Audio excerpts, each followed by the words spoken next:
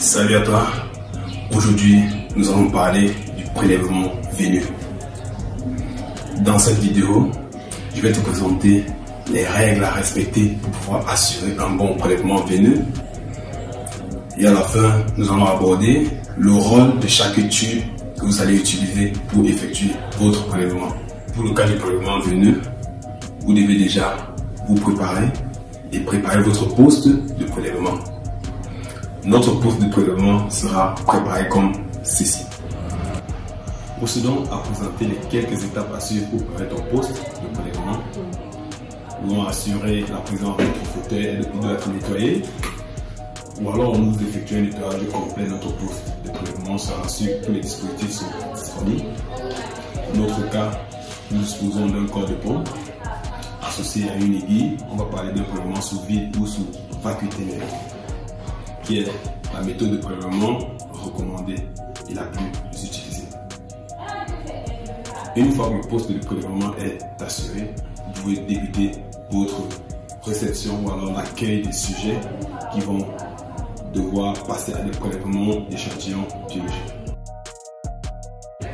Pour toi qui viens à l'hôpital pour avoir des soins de santé, quand vous entrez dans un laboratoire, voilà les deux consignes que vous devez veiller à ce que le professionnel qui va prendre charge de vous, le professionnel qui va devoir prendre votre voix, qui va devoir faire votre prélèvement, vous devez veiller à ce qu'il respecte ces deux conditions. La première condition, c'est qu'il doit être muni des gants de soins, comme ceci. S'il n'a pas placé ces gants, vous avez plein droit de refuser qu'il pose le moindre acte sur vous. Il doit se munir des gants de soins avant de procéder à un acte. Veillez à cela. La deuxième consigne, c'est au moment où le sujet va procéder à l'invasion. L'invasion ici, c'est le prélèvement invasif, parce qu'on va traverser la barrière qui vous protège, qui est votre peau. L'aiguille va devoir traverser cette peau. Et sur cette peau-là, nous avons des germes qui y vivent, normalement présents et qui ne causent pas de problème.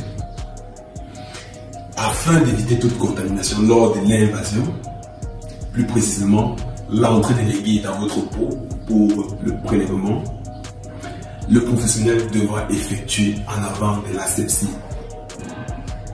S'il ne le fait pas comme ceci, vous n'acceptez pas. Vous avez le plein droit de refuser. Très important. Ceci, c'est pour votre santé. Ceci, c'est pour votre sécurité en vous.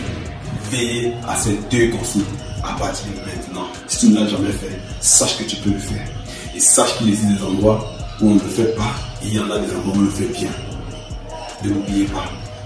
C'était deux astuces pour toi pour assurer ta sécurité quand vous entrez dans un laboratoire. Débutons avec la présentation des tubes. En laboratoire d'analyse médicale, nous disposons de tubes utilisés pour la collecte des échantillons biologiques. Et chaque tube présente des caractéristiques propres à lui. Nous avons des tubes qui ont une couleur, un bouchon et des additifs qui vont à l'intérieur de chaque tube.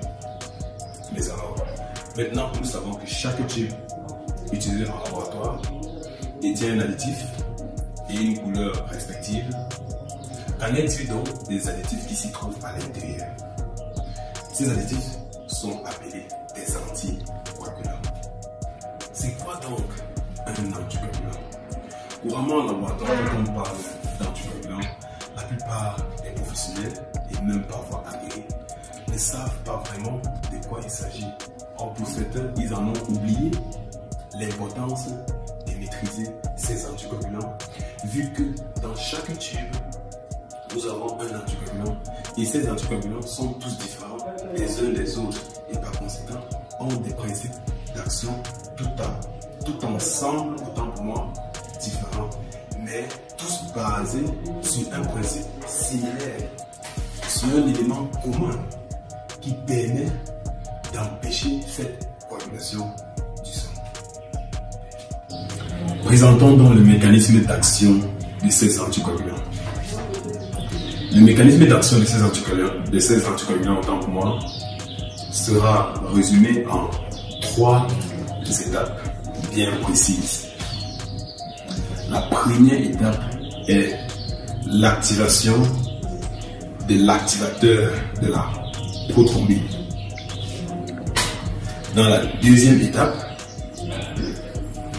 l'activateur de la prothrombine va catalyser la transformation de la prothrombine en thrombine.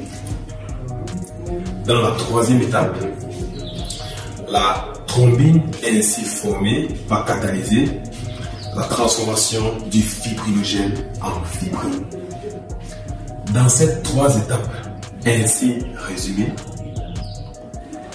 l'intervention des ions calcium est plus que nécessaire.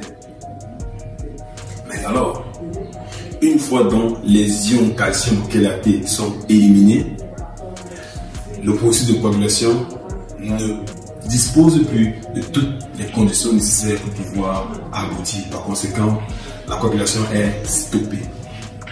Voilà ainsi décrit en 3 étapes le mécanisme d'action de ces anticoagulations pour stopper la coagulation. Mais vous devez déjà savoir qu'il existe tout un mécanisme autant plus complexe que celui-ci qui définit et représente la coagulation, faisant intervenir un grand nombre de facteurs, allant au-delà de 11 facteurs. Et les mécanismes de la coagulation feront l'objet d'une vidéo ultérieure. N'hésitez pas à mettre en commentaire si ça vous intéresse. Nous en parlerons davantage dans cette vidéo. Allons-y dans la suite. Quelques conseils pour assurer ton prélèvement. Si vous avez en face de vous un sujet qui a des veines visibles, vous allez utiliser votre corps de pompe sans problème. Dans la mesure où vous avez un sujet qui n'a pas de veine visible, nous vous déconseillons d'utiliser le corps de pompe, excepté si vous êtes aguerri ou vous avez de l'expertise. A contrario, vous pouvez utiliser par exemple juste une aiguille. Vous pouvez utiliser juste une aiguille en prélèvement sur goutte à goutte, comme ce cas de figure.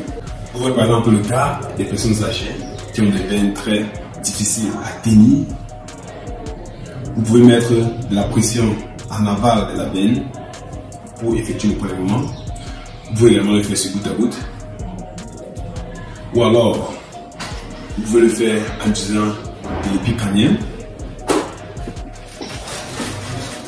Pour des laboratoires qui disposent d'un certain niveau de normes, vous serez amené à effectuer des prélèvements dans des tubes épargnés. Et nous avons 2 tubes épargnés. Nous avons le premier type, l'épargne de lithium, qui a un couvercle vert sombre. Celui-ci est plus sombre, contrairement à celui-ci qui est plus vert clair. Ça c'est de l'épargne de sodium, le lithium et le sodium. Pour la biochimie, vous devez faire très attention. Quand on demande l'ionogramme d'un sujet par exemple, vous n'allez en aucun cas le faire, ou alors en aucun cas effectuer le prélèvement dans un tube d'épargne de sodium. Pour la simple et première raison de base que l'épargne de sodium contient déjà du sodium. Par conséquent, si vous prélevez l'ionogramme dans ce tube, vous allez fausser les résultats.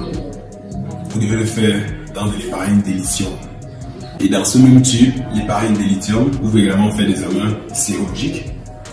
Ça passe. Et pour l'épargne de sodium, vous pouvez par exemple faire des prélèvements pour profil diabétique. Ça va passer. Et d'autres examens que vous verrez dans la description sous forme de documents. Si c'était quelques conseils pour votre prélèvement, pour ceux qui ont la possibilité d'effectuer des tubes, d'utiliser des tubes comme ceux-ci. Dans le cas des tests d'hémostase, nous allons utiliser notre tube bleu. Mais alors, pour un prélèvement pour hémostase, nous avons un type de prélèvement à effectuer de toute rigueur, qui est un prélèvement sous voie cutanéenne ou encore prélèvement sous vide au travers d'un corps de pompe associé à une liquide. Vous utilisez votre tube bleu en premier pour respecter l'ordre de remplissage. S'il arrive que votre patient ne dispose pas, ou alors les veines ne sont pas visibles et que c'est difficile, nous vous conseillons d'effectuer un prélèvement en goutte à goutte. Pour désadapter l'aiguille de votre corps de pompe, vous allez utiliser cette aiguille pour prélever votre patient. Vous allez lâcher le couvercle de votre tube, retirer l'aiguille, vous allez utiliser pour effectuer le prélèvement. Le sang doit couler directement dans le tube. Et n'oubliez pas d'enlever le caoutchouc à l'extrémité. Très important. Vous allez faire un goutte à goutte. Ça, c'est un prélèvement ultime et d'urgence. Vous avez un cas d'un patient qui n'a pas de veine visible. Vous dites, qu'est-ce que je dois faire? Si vous utilisez le corps de pompe, la veine n'est pas visible. La veine peut être en profondeur. La veine peut être sur une zone où utiliser le corps de pompe ne pourra pas être adéquat. Comment faire? Vous utilisez le système en goutte à goutte. En aucun cas, vous allez utiliser la seringue. En aucun cas, vous allez utiliser l'épicrânien.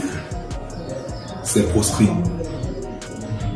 Et nous allons vous donner les raisons. Pour un test d'hémostase, n'utilisez jamais la seringue. Dans ce traitement proscrit. N'utilisez jamais l'épicrânien. Jamais. Voici la raison qui vous interdit d'effectuer ce prélèvement ainsi. Si vous utilisez la seringue, le corps de la seringue, c'est-à-dire le piston de notre seringue, ce piston à l'intérieur est à base de plastique. Et ce plastique est capable d'activer la coagulation. Pour cette raison, quand vous allez commencer, une fois que le sang va entrer dans ce corps, ce piston, la coagulation va s'enclencher et vous allez donner des résultats faux. Vous pouvez avoir un résultat faussement allongé ou alors vous allez avoir un résultat faussement bon. Donc, c'est proscrit. Même chose pour l'épicrânien, c'est interdit. Ne le faites pas ou ne le faites plus. La telle que voici, ce câble, est en base de plastique. Et dès lors que le sang va entrer dans ce tube, le processus de coagulation est enclenché. Et cette activation précoce de la coagulation à l'intérieur ou due au contact du sang et au plastique pourra interférer dans nos résultats. C'est proscrit. La deuxième alternative, après le corps de pompe, après un prélèvement sous vide normal, si vous utilisez la telle, vous devez au préalable utiliser un tube de puge. Vous pouvez prendre votre tube rouge de puge ou alors un tube spécifique pour ça. Ce tube-là passera avant le tube bleu que voici. Vous devez d'abord placer votre tube rouge qui peut faire office de tube de puge. Pourquoi la puge? Nous devons le passer en premier pour puger l'air qui se trouve à l'intérieur de la tubulure. Vous pugez l'air qui se trouve à l'intérieur de la tubulure avant de commencer et poursuivre avec le tube bleu. Ceci afin d'assurer la qualité de vos résultats.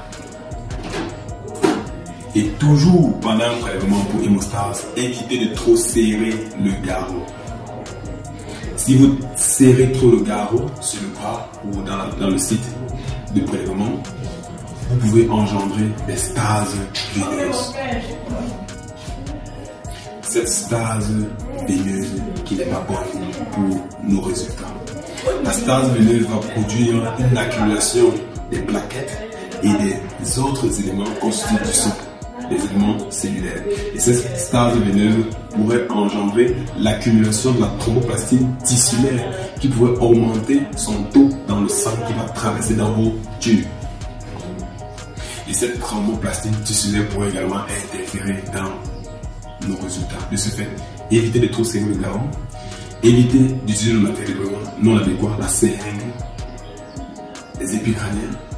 Si vous utilisez un corps de pompe associé à de la telle, vous devez avoir un tube de Puig, qui est notre tube rouge ou alors tout autre tube défini par un laboratoire.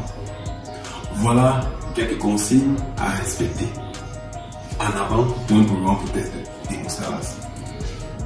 Mais il en existe un dernier et le plus important, qui est le rapport anticoagulant-sang à l'intérieur de ce tube. Respectez le rapport anticoagulant-sang. Si vous ne respectez pas la ligne de jauge, notre sang sera trop dilué et ça pourra interférer sur la qualité des résultats. Respectez le rapport anticoagulant-sang. Évitez les stases veineuses en serrant le garrot longtemps. Une fois que vous avez déjà introduit l'aiguille du corps de pompe dans la veine, vous pouvez lâcher le garrot. Vous pouvez enlever le garrot et continuer à remplir vos tubes. Ceci afin d'éviter les stases veineuses. Voilà donc quelques conditions à respecter pour la qualité de vos résultats en test d'hémostase.